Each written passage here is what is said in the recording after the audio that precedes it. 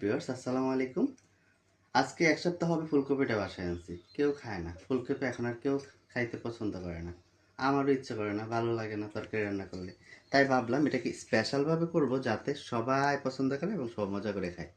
চলুন আপনাদেরকে দেখে আজকে কি করব ফুলকপি দিয়ে।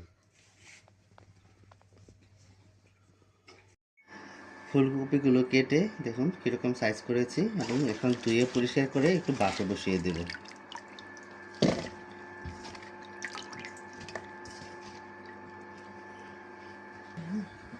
একটু লবণ,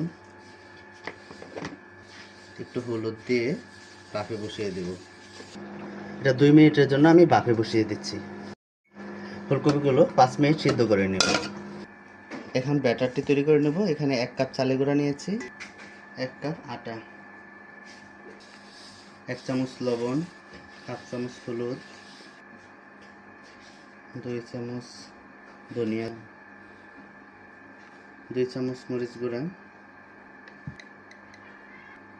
1 চামচ জিরা গুঁড়া, 1 চামচ চাট মশলা। সবগুলো উপকরণ ভালো করে মিশিয়ে নিচ্ছি। এখন দিয়ে দিচ্ছি একটা ডিম।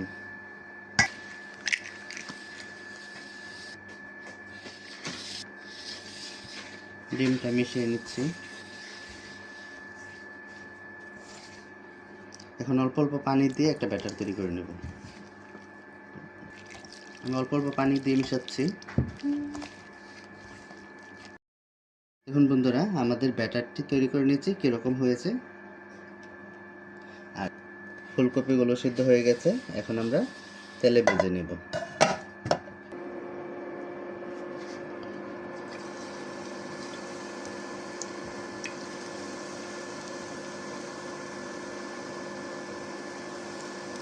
দেখুন বন্ধুরা, পাকোড়াগুলো ভেজে নিচ্ছি। দেখুন বন্ধুরা, আমাদের এক পাশে ভাজা হয়ে গেছে, তাই অপর পাশটা উল্টিয়ে দিচ্ছি।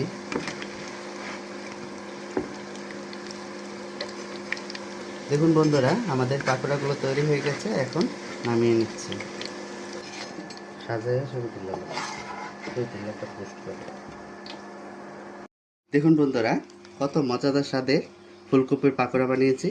দেখতে কতটা সুন্দর হয়েছে, দেখুন কতটা মজাদার। দেখেই মনে হচ্ছে যে আপনারা খুব মজা করে খেতে পারবেন। আর আমি আপনাদেরকে একটু টেস্ট করে দেখাচ্ছি।